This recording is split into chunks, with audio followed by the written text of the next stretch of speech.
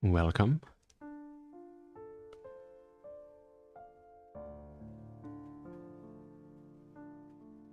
I'm back. Just getting the links out so that we can get started.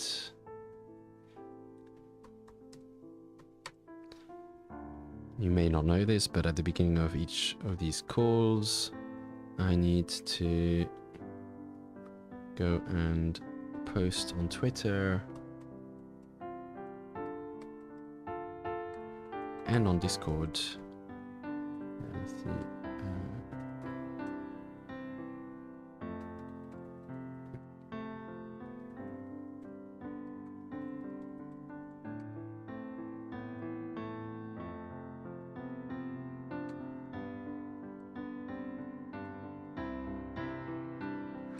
Yes, I need to post on Twitter, and also I end up sending,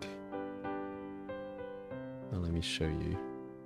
I end up sending a Discord, and the software is called OpenSea Dash, believe it or not, even though it's got nothing to do with OpenSea now. That's why naming things prematurely is such a problem. And over here, I just need to tell it Discord helper.spread message live stream is back, going out now. And actually include the A here, why not? And I do this, and bam, it goes to a whole bunch of Discords. So that everybody gets to see these videos if they want to. These are all Discords that signed up to receive this. So a glimpse behind the scenes there. Hi Zoe, good morning. Good to see you again. Right. Sorry, I was a little bit late there. I was recording a podcast. I'll be editing it later today and releasing it today. It was about, yeah, lots of cool stuff to do with, well, the Frosties thing that happened the last couple of days, or last day.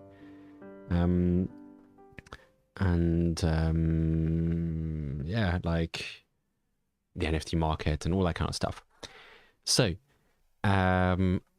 welcome to the daily live stream, the daily NFT market health analysis with me, Daniel Tenner, aka Swombat, where I look at the NFT market and I look at the data that representing what's going on there and try to ascertain what the hell is going on based on the data rather than just the Twitter vibes, which are a little bit unpredictable and unreliable.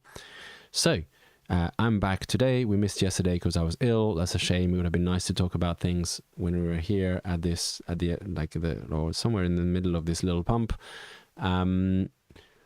Yesterday we were wondering whether, or 2 days ago we were wondering whether it was going to go back down. But it decided to bounce back up. It's bouncing back down, of course. But you know, this is a bullish scenario.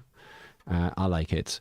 It shows that was a lower low for now anyway. It's a higher low for now anyway, which means that, you know, we're heading up, and we can see that much more easily when we look at the longer time frame. We'll see that this is very bullish. The other indices are actually still kind of like flattening, but not decreasing as much as they might have, because I think there's the anticipation that like the market is reading correctly, like the actual purchasing intent, I think, and the sort of purchasing volumes are actually correctly assessing that there's something brewing up, and so the other indices have stopped collapsing for now. If we look at the bar charts, we can see that, yeah, this, like, it went back up here, and it's kind of like consolidating again here, but there's a kind of like, you know, this is a good place to be for now, while building up. Not too long, but, you know, for like, if we spend a couple of days here, that's better than we were before the ape pump.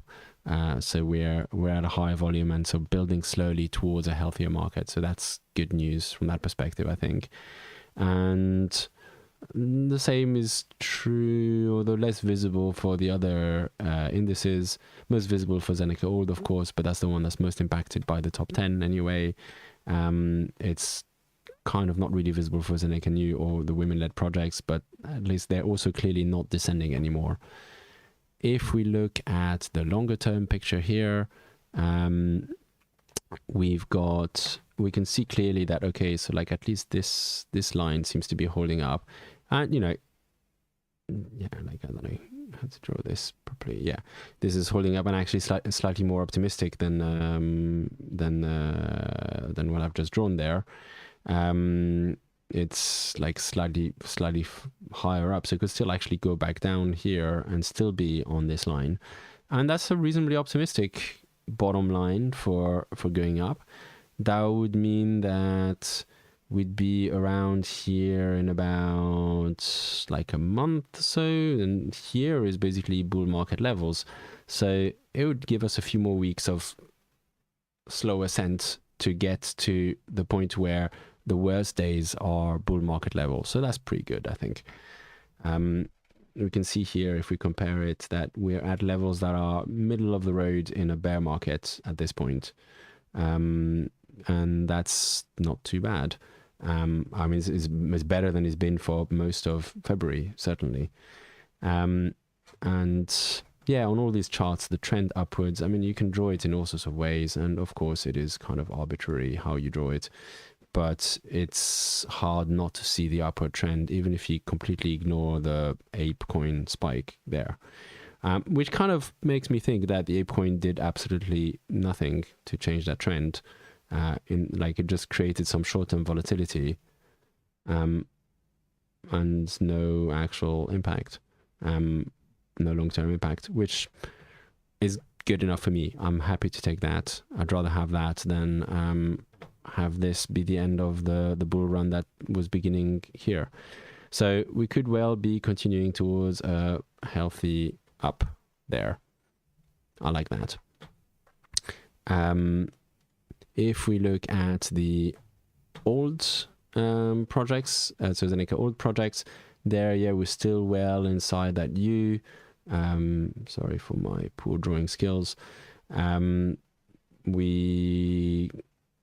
Yeah, I mean, I like it's this one again is a bit too dependent on on the top 10, but it looks like a recovery happening there as well. It's had a bit of a dip after that mega artificial pump, but it's yeah, it's like, I mean, it could go anywhere, to be clear. Like, you know, I'm not predicting that it's going to go up, but it's looking healthy. It's looking like, and I'm not worried about this, looking at this saying like, oh, there's something unusual, unpredictable going on there. I expect, according to my theory of how things work, I expect the top 10 to be going up before the Zeneca old projects.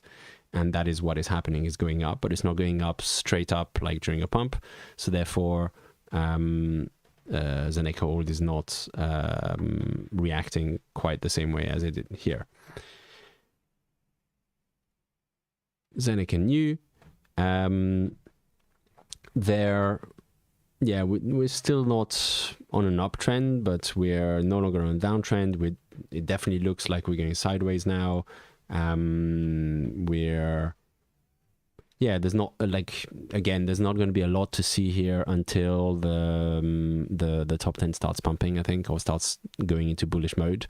That's going to be the signal, I think, that allows this index to start rising. Until then, we're still sticking at these abysmal levels of volume, which haven't been seen since haven't been since the inception of the index. So we're still a long way from a bull market here, and the price, like, there has been a rise in prices overall. That is surprising, actually, that there's any price rises at this level. That's something to think about. Maybe volumes don't need to be as high as here in order to have price rises. Maybe the bull market band of volume adjusts and it's no longer up here, but maybe it's now down here. I don't know the answer to that. I'll discover it along with you as we watch the charts. Finally, the women-led projects. They're still looks like a potential downtrend is in place, but based on what's happening with the other indices as well, I'd say that the women-led projects have also been kicked out of the downtrend into a sideways trend while waiting and anticipating a return of a bull market. That's good news for me. I like a lot of the projects there. It's good news for anybody who's holding those projects. The sort of slaughter has ended. It's no longer just collapsing into a black hole there. Worth noting that it was not due to International Women's Month, but it was just due to the ape coin, basically, and Yuga Labs doing their thing. Although, to be fair, Yuga Labs also went out of their way to have, like, you know, in that other side video, if you saw the advertising video they had for this other side thing, if you look at the characters inside the submarine spaceship thing that they appear in, I think 3 of the 6 are presenting female. 1 is plausibly female, maybe non-binary. Like one is plausibly female, possibly non-binary. Another one is plausibly male, but possibly non-binary because he's wearing, or at least, you know, unusual because he's wearing a rainbow t-shirt. And the third one is, the 6th one is a pirate, who are not exactly conventional people traditionally. So maybe that also helps give a nod to the sort of more inclusive elements of the NFT space. So I'm actually seeing this for the first time today myself because I was recording the podcast, so I didn't have the time to look at this in detail yet. But if we have a look at the charts as well, just to get a sense of what crypto is doing, my guess is it's still doing absolutely subtle. Well, maybe not quite subtle. It seems to be on a little bit of a run. If we look at Bitcoin, okay, it's come out of this this funnel that I had drawn. Is it going to stay there? Who knows? If it starts pumping, if it continues to do this, that's probably going to take down volumes in NFTs. So there is that to note if it keeps going up. Usually what happens in those kind of situations, if this line has any kind of meaning, which it doesn't necessarily, but if a lot of people have drawn that line, then people are going to start selling somewhere around here, and then it's going to bounce back down, and there's going to be a test of this. Like it should collapse back down and be tested before going up, or it will not hold the resistance and then go back down. Obviously, I don't know what I'm talking about because I'm not a crypto analyst, but yeah. So that's not ideal conditions for NFTs, but it is ideal conditions for those selling their NFTs and wanting to cash out to pay their taxes, for example. So there is a silver lining to everything. But now I'm watching this and I'm like, this could actually hamper our bull run, or maybe the bull run won't care. I don't know. I can't tell in advance. Yeah. So I think that's it for the charts for me. I mean, there's only a few people, but if you have some questions, please feel free to ask them. I'm happy to try to answer them. If I've answered them in the podcast that's going to come out later today, then you'll have to listen to the answers in the podcast. But it's so if you have any questions about the Frosties thing, for example, you're going to have to listen to the podcast, because I'm not going to repeat myself just after recording a podcast, because I want you to listen to the podcast, because I'm evil that way. I'll put on the music in the meantime and carry on gently talking to myself and see if there's a question that arises. And if not, we can call it a day in a few minutes, or in a minute or two. Thank you either way for listening or dialing in. Thanks for bearing with me. I had 39-degree fever yesterday, so I decided, you know what, today I'm not going to record a live stream. And I'm glad I gave myself a full break, because this is not very physically challenging, but it's still like kind of stressful to like get everything done in time and so on. And I think the full break where I just didn't demand anything of myself, and I just rewatched some Arcane episodes and some Rick and Morty as well, which is somewhat disturbing. But yeah, I just gave myself a good break, and that helped. Okay, there is a question. Do you think NFT are in for an imminent cause of triangle pattern of BTC will... Sorry. Do you think NFTs are in for an imminent crash because of triangle pattern of BTC will cause a rally or crash, and A plan will suck liquidity? Yeah, I mean, good question. As I said, looking at this is not an ideal thing for me to see. I was hoping we'd have a few more, like another couple of weeks of staying in that pattern before it broke out. It could be that there's a false breakout. If we do see a boom in BTC and it suddenly rises back up to 60k, yeah, like NFTs are gonna like suffer. I mean, I don't know, to be clear. I have no foresight of this, but traditionally when BTC has boomed, then ETH has boomed, and when ETH has boomed, NFTs have suffered. For me, the rationale is very simple. If you have a currency that gets worth more and more every day, you don't want to spend it on, especially not on risky stuff. So as long as you see, you know, as long as ETH looks like this,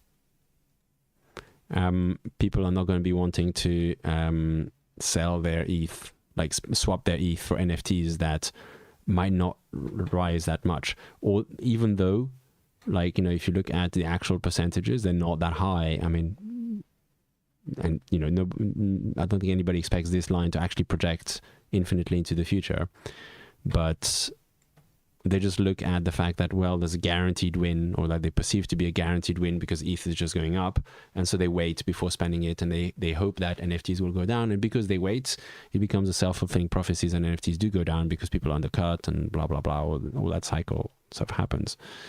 I don't know if A plan will suck liquidity.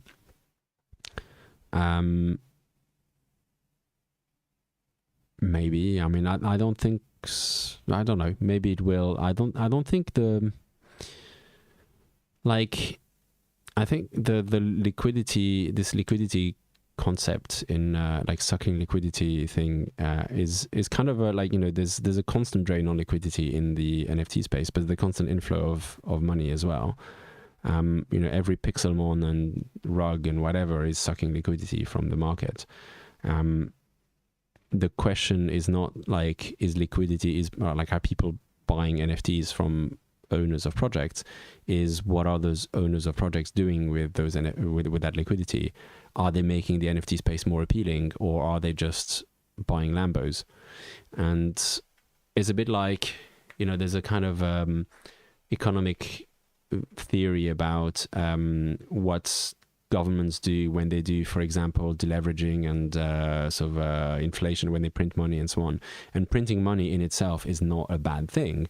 The problem is, what are you printing money for? And if you're printing money to build infrastructure, improve education, make the country more competitive and so on, then actually it's very valid to print money for that, and because it actually increases the value of the country's economy and like boosts the future prospects very much.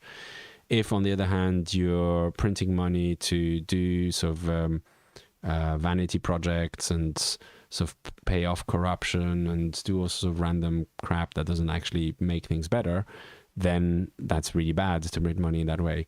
Similarly, if Yuga Labs collects another 10,000 ETH from the market and uses that to, you know, against all my predictions, build an actual functional metaverse that's fun and that everybody wants to play and that attracts millions more people to the NFT world, well, yeah, that's going to be really good for NFTs. If, on the other hand, they take that out and they buy 100 Lambos, which I don't think they will, because I don't think they need to. They can already buy 100 Lambos, I think, if they want to. But if they went and did that, then no, that would be a very bad thing for the NFT market. So it depends on where the liquidity goes, this whole suck liquidity thing. Like, and Pixelmon is a great example of that being done badly, because we know that Pixelmon's, like, the amount that Pixelmon raises is not going to go to any good causes. It's just going to be largely wasted by somebody who doesn't have the sort of business skills to invest $70 million in anything. Like, too much money for somebody who just doesn't know their arse from their elbow, to be honest, from the looks of their posts. So, yeah.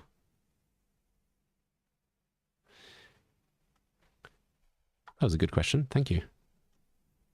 I'll put the music back on and we'll see whether another question arises. Maybe the music draws them out. Otherwise, we can end things and be back tomorrow for another update. It's nice to feel healthy again, I gotta say.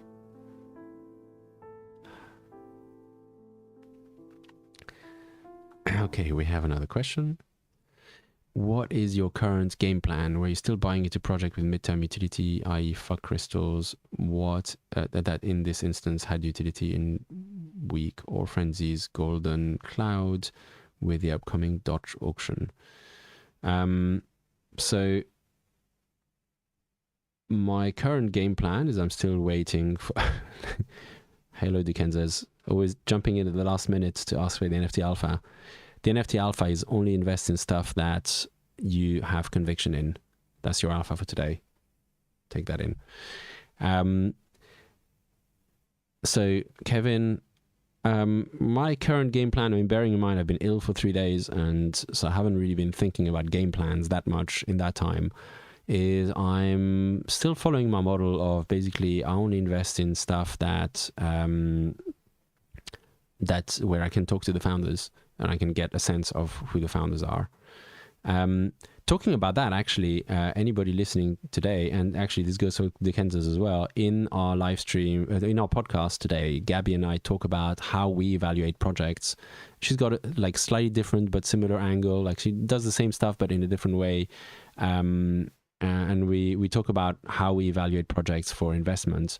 And you might find that interesting to listen to if you want to hear two people's angles for how they dig into a project more seriously than just looking at the pictures and saying, oh yeah, I like this stuff, I'm going to buy it. You can hear how our brains work in evaluating those projects. So listen to the podcast coming out in a few hours. And that's effectively my game plan at the moment, because I haven't really thought about what's going on in the short term for a few days. The podcast will be tweeted. It's you can I need to make a more persistent link to it. Thanks for the reminder, Dickenses. But let me give you a link right now. I can post one here. This is a link to the first episode. It's also on iTunes. So I'm posting a link. I'll post a link in the it's also on iTunes, Spotify, and Amazon Music at this point. So you can find it on iTunes by searching for Brave New World Swombat. Or you can listen to it on that page, or you can find it on Spotify. There's a link to Spotify and Amazon Music on the page there that are just linked. And I'll put the link in the description of this video as well for anybody who's listening later. But that's a link to the first episode from last week. The next episode is coming out in a few hours. Like, I literally just recorded it and need to edit it and release it. It's not too long. It's about 45 minutes, I think, maybe 40 minutes. So it's a nice, easy listen. Quite high energy, so hopefully enjoyable. But let me know, like, if you listen to the podcast and you like it, let me know, please. Tweet me and Gabby, or comment in any way you can or want to. Okay, I think I'm going to call this a day. I'll put the music back on one last time. Thank you very much for people dialing in or listening afterwards. I really value your attention. I really hope you get something out of these updates, and I look forward to seeing you tomorrow. Thank you so much.